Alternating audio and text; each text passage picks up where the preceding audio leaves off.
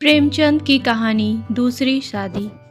जब मैं अपने 4 साल के लड़के राम स्वरूप को गौर से देखता हूँ तो ऐसा मालूम होता है कि उसमें वह भोलापन और आकर्षण नहीं रहा जो 2 साल पहले था। वह मुझे अपने सुर्ख और संजीदा आंखों से घूरता हुआ नजर आता है।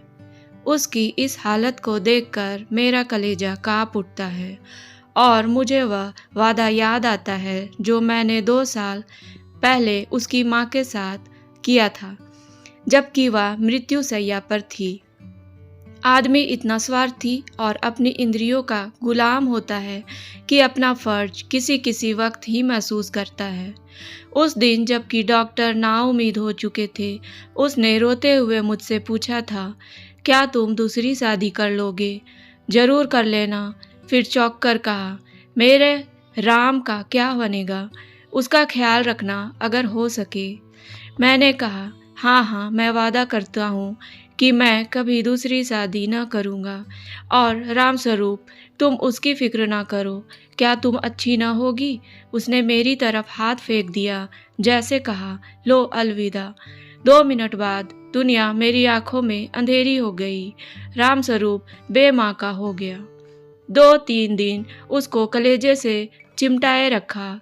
आखिर छुट्टी पूरी होने पर उसको पिताजी के सुपुर्द करके मैं फिर अपनी ड्यूटी पर चला गया। 2-3 महीने दिल बहुत उदास रहा नौकरी की, क्योंकि उसके सिवाय चारा न था। दिल में कई मंसूबे बांधता रहा।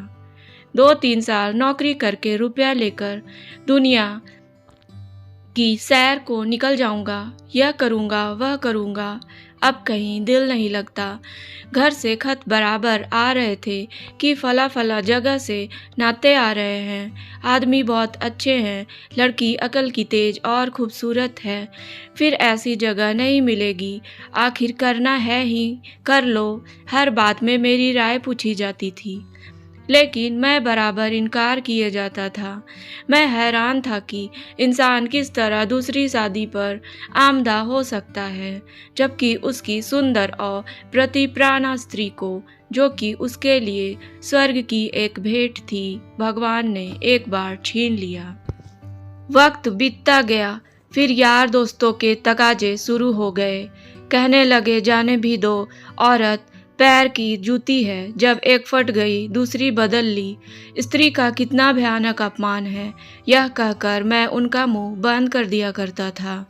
जब हमारी सोसाइटी, जिसका इतना बड़ा नाम है, हिंदू विधवा को दोबारा शादी कर लेने की इजाज़त नहीं देती, तो मुझको शोभा नहीं देता कि मैं दोबारा एक कुंवारी से शादी कर लूँ।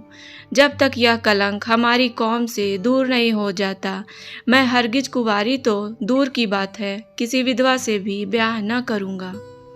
ख्याल आया, चलो नौकरी छोड़कर इसी बात का प्रचार करें, लेकिन मंच पर अपने दिल के ख्यालात जबान पर कैसे लाऊंगा? भावनाओं को व्यावहारिक रूप देने में, चरित्र मजबूत बनाने में, जो कहना उसे करके दिखाने में हम में कितनी कमी है, यह मुझे उस वक्त मालूम हुआ जबकि 6 माह बाद मैंने एक कुंवारी लड़की से शादी कर ली। सोचा था नौकर लड़के को नहीं संभाल सकता, औरतें ही इस काम के लिए ठीक हैं। ब्याह कर लेने पर जब औरत घर में आएगी तो राम स्वरूप को अपने पास बाहर रख सकूंगा और उसका खासा ख्याल रखूंगा, लेकिन वह सब कुछ गलत अक्षर की तरह मिट गया। राम स्वरूप को आज फिर वापस गांव पिताजी के पास भेजने पर मजबूर हूँ। क्यों? यह किसी से छिपा नहीं। औरत का अपने सौतेले बेटे से प्यार करना एक असंभव बात है। ब्याह के मौके पर सुना था लड़की बड़ी नेक है, स्वजनों का खास ख्याल रखेगी और अपने बेटे की तरह समझेगी, लेकिन सब झूठ। औरत चाहे कितनी नेक दिल हो, वह कभी अपने सौतेले बच्चे से प्यार नहीं कर सकती। और यह हार्दिक दुख वह वादा तोड़ने की सजा है जो कि मैंने एक नेक बीवी से उसके आखिरी वक्त में किया था।